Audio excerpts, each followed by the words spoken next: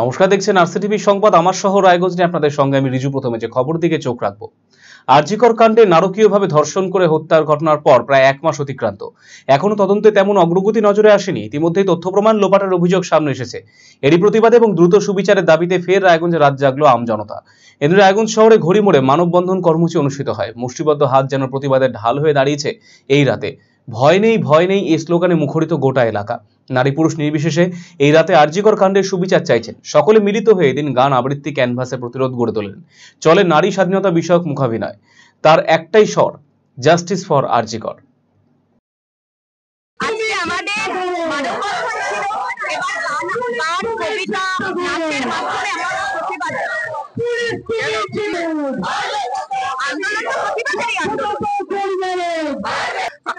আর কি কারণ, আরজিকর ছাড়া আর কি কারণ আছে? আরজিকরের সেই আমাদের ঘরের মেয়ে ধর্ষণ এবং খুনের জন্য এই আন্দোলন, যতদিন না সেই তিলোত্তম আমাদের বিচার পাচ্ছে ততদিন আমরা রাস্তায়।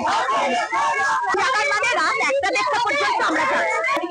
আজকে এখানে সমস্ত রায়গঞ্জের যত গায়করা আছে, শিল্পীরা আছেন, সবাই মিলে এখানটায় গানে গানে তারা প্রতিবাদ জানাবেন। তো আমি একজন নাট্যকার, সেখানটায় দাঁড়িয়ে নাটকের মধ্যে একটা ভাগ আছে, সেটা হচ্ছে মুখাভিনয়। মানে আমরা বলতে পারবো না, অঙ্গি ভঙ্গি করে আমরা অভিনয় করি। তো আমিও আমার প্রতিবাদের ভাষা জানানোর জন্য এই গেটআপে মুখাভিনয় করে দেখাবো, যেটা গোটা ভারতবর্ষ জুড়ে যেই কারণে হচ্ছে যে আরজি করে যে এত বড় নরকীয় একটা ঘটনা ঘটে গেছে, সেই বিক্ষোভ, সেই প্রতিবাদে আমরা সবাই রাস্তায় নেমেছি। আজকে রাত্রি 12টার পরে 9 তারিখ হয়ে যাবে, 1 মাস হয়ে গেল, মেয়েটা এখনো পর্যন্ত বিচার পায়নি।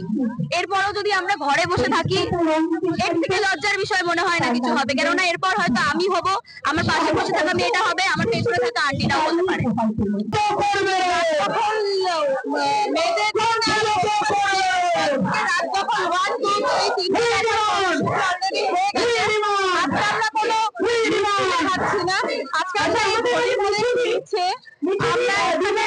বিভিন্ন রকমের দ্বারা তাদের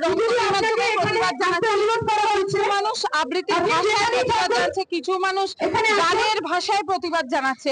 আর এখানে দেখুন এতগুলো মানুষ এত রাত্রেবেলা সবাই মিলে বসে আছে, যে যেভাবে পাঠান প্রতিবাদ জানাচ্ছে। আমরা সবাই কালকে একটি নতুন ভোট দেখবো, এই আশায় আজকে রাত জাগছি।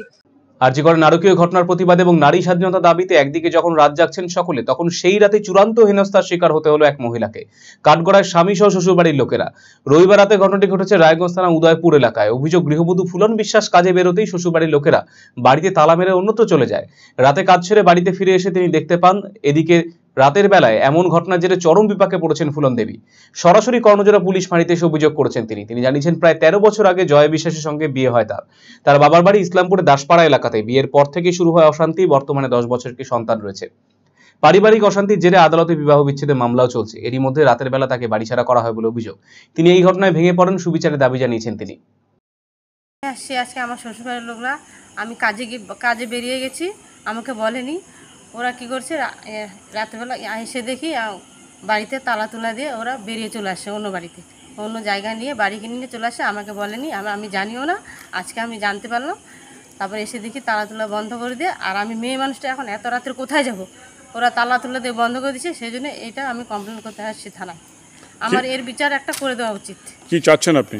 আমি চাচ্ছি আমাকে বাড়িতে ঢুকতে দেওয়া হোক, আমাকে চাবি দেওয়া হোক। আমি যতদিন আমার কোর্টে ফেসলাটা না হচ্ছে, যতদিন আমার বয়সের ডিভোর্স ফেসলাটা না হচ্ছে, ততদিন আমি এই বাড়িতে থাকতে পারি, মানে নিঃস্বাধীন মতন আমি থাকতে পারি। এই কেসটা অনেক দিনকে ঝামেলা চলতেছে, বিয়ের পর থেকে ঝামেলা চলতে। আমার ননদ, শাশুড়ি, আমার বর সবাই মিলে আমার সাথে খুব অত্যাচার, অনেক কিছু, অনেক ঝামেলা করছে। আমি কোনোদিন এগুলো কমপ্লেন করিনি। ঠিক আছে, আমি ওরা মেনে নেবে, আমি এটা ভেবেই আমি কিছু কমপ্লেন করতে আসিনি। আমি ঠিক আছে, একদিন তো ভালো হবেই, কিন্তু ওরা আজ পর্যন্ত ভালো হয়নি। এই পর্যন্ত আমার সাথে অশান্তি ঝগড়া পড়েই আছে খালি। কত বছর হলো বিয়ে হয়েছে? বিয়ে হয়েছে আমার 13 বছর হচ্ছে। বাচ্চা আছে? হ্যাঁ, একটা ছেলে আছে 10 বছরের।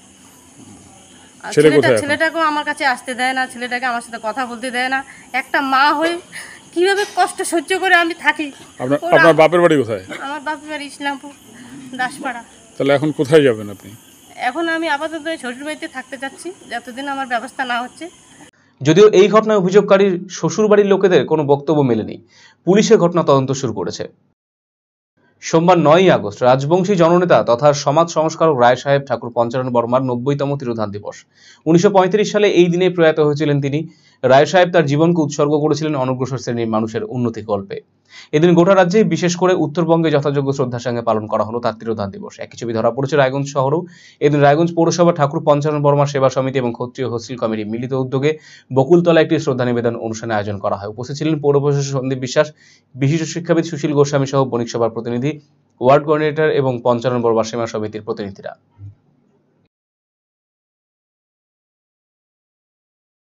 রায় সাহেব ঠাকুর পঞ্চানন বর্মার আজ 90তম তিরোধান দিবস।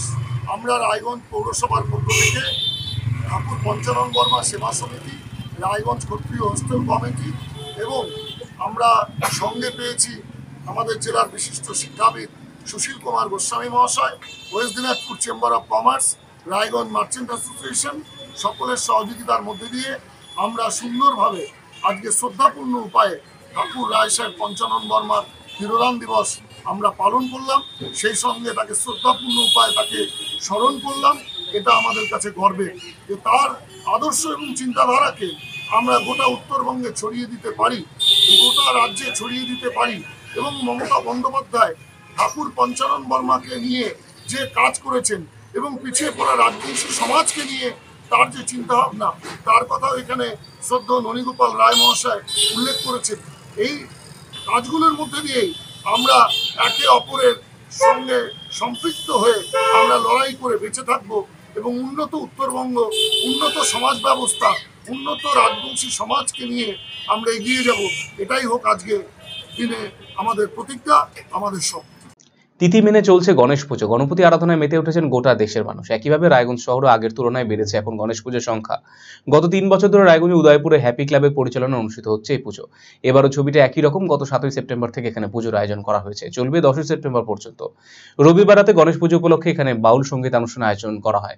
সেখানে বহিরাগত শিল্পীরা বাউল সঙ্গীত পরিবেশন করেন। এছাড়া প্রত্যেকদিনই থাকছে নরনারায়ণ সেবা। পুজোর উদ্যোক্তারা জানিয়েছেন এই পুজোয় সকলে খুব আনন্দ উপভোগ করছেন। পুজোর কটা দিন সকলে মিলিত হয়ে পুজোর পরিচালনা কাজ করেন। এবারে 21টি ঢাক সহযোগের প্রতিমা নিরঞ্জন করা হবে।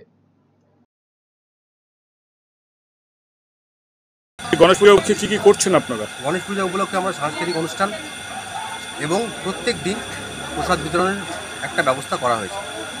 আজকে কি করছেন? আজকে আমাদের এখানে বাইরে থেকে বহিরাগত কিছু শিল্পী এসেছে, তারা বাউল গান করছে। কিরকম আনন্দ করেন এখানটায়? প্রচুর পরিমাণে আনন্দ। পাড়ার কাকিমা থেকে শুরু করে, কাকু থেকে শুরু করে, জেঠু থেকে শুরু করে সমস্ত বয়স্করা এসে, বাচ্চারা এসে আনন্দ ফুর্তি আমরা করি। এছাড়া কিছু থাকছে এর মধ্যে? এছাড়া এক্সট্রা বলতে আমাদের দশমীটা, স্পেশালি দশমীটা খুব ভালোভাবে করি আমরা। 21খানা ঢাক দিয়ে এবছর আমরা করবো ভাবছি দশমীটা। এটা একটা স্পেশাল আকর্ষণ বিসর্জন। আমার শহর রায়গঞ্জ এখনকার মতো এই পর্যন্ত। অন্যান্য সমস্ত খবরের জন্য চোখ রাখুন RCTV সংবাদে। নমস্কার।